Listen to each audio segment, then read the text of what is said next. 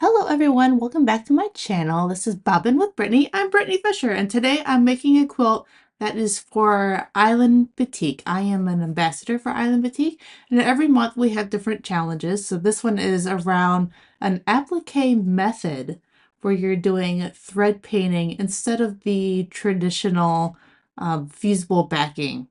So I'm using Accuquilt and I have the critter die here in my mini go. And I'm just using that small piece. You only need to use the size cutting mat that you're going to use. And I'm using the Dragonfly die. And I'm using a little bit of glue and piecing that to, or gluing that to my 10.5 by 12.5 inch rectangles that I cut out. This collection is called Twilight. It's by Kathy Engel for Claudia Porter. So if you're here on YouTube and you follow Create by Claudia. That's her signature line. I got to use it. It's called Twilight and I love it so much. It's all these yellows and blues with these fun prints. And as I sat with it, this dragonfly die just really called to me. And I'm not putting it anywhere specific on each of these squares. I'm just picking a spot, adding that glue. And I love the contrast between each of the blues and the yellows and the way that comes together.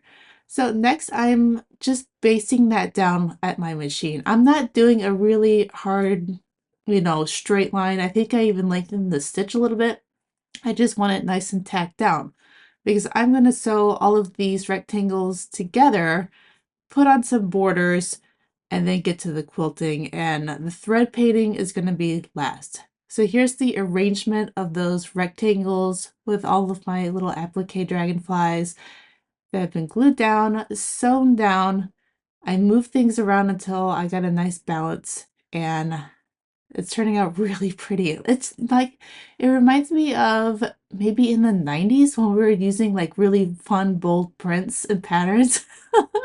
I really love that. There's no background fabric. It's just all the mix of these colors put together. And I think it makes it super duper fun. So now we're over at the long arm quilting machine. I have put everything together with the borders. It's all basted down. And now I'm going to be quilting what's called a double loop, is how I'm calling it. This is completely free motion. I'm meandering around, and this is just one loop and then a big loop around that one, and then I move around. So that kind of reminds me of what the dragonflies, they're kind of zipping all over. If you've been around dragonflies, like they're never really making a beeline for something. They're always kind of flopping around.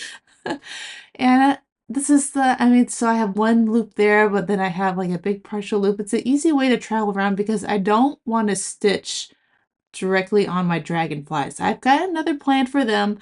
I'm just getting the quilt quilted as is and traveling around those. I'll just get really close to the dragonflies, but not on top. And this is going to be sped up a little bit. I'm actually quilting much slower so I can figure out my path. So don't feel rushed when you're doing your quilting. Take your time, figure out where you're going and what design looks good to you. Then next up, I have this quilt completely quilted. I have the binding on the quilt, and then I'm taking it over to my sit-down machine. You can do this on your domestic machine for sure. Just get some sort of grip on your quilt, and I am thread painting my dragonflies. I have a collection of Aurifil thread in the green spools. I believe that's 40 weight. And I'm using a light color on this yellow, and I am just circling around and around to get this wing shape. It makes it really pretty. And then I'm just doing like sort of a half oval to get the other wing in place. And this is just a lot of fun to play with. The quilt's already quilted and bound and pretty much done. And now I get to go in and just play with the applique that's on this quilt.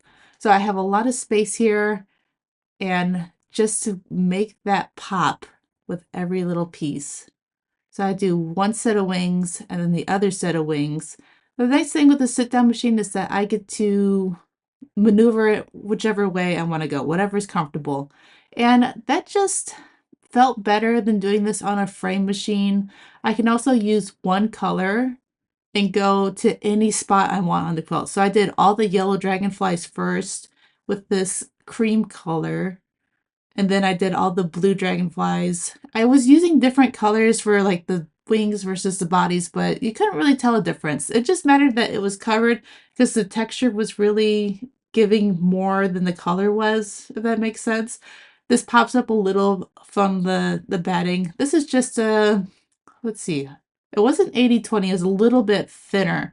Because since it's a dragonfly quilt, it made sense for to use this Theramore quilt. Thermal batting from Hobbs.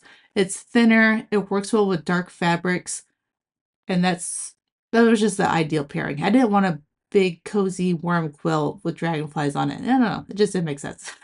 This seemed more summer appropriate. And here's the magic. When that last firefly was done, the quilt was done. How cool is that? You usually have to finish the quilt and then you got all the binding to do, but to have that step done earlier in the process was really fun.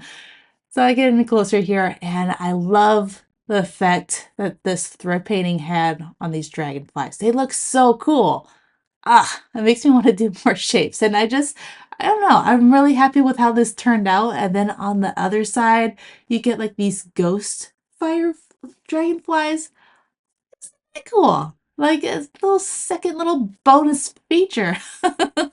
So that just turned out super cool. I used a bunch of scraps on the back to make the backing, so they're kind of pop in and out depending on what color's on the back side. I used a neutral bobbin, so it was the same throughout the back, and that worked out really fine. Sometimes it poked up, but yeah, you don't always have to match them front to back. It all works out great, especially with a kind of a messy strategy that I had here, with just mashing down all the edges with my dragonflies. So if you give it a try, let me know. And if this inspired you, hope it like just has you making something fun and getting creative. And I'll see you in the next video.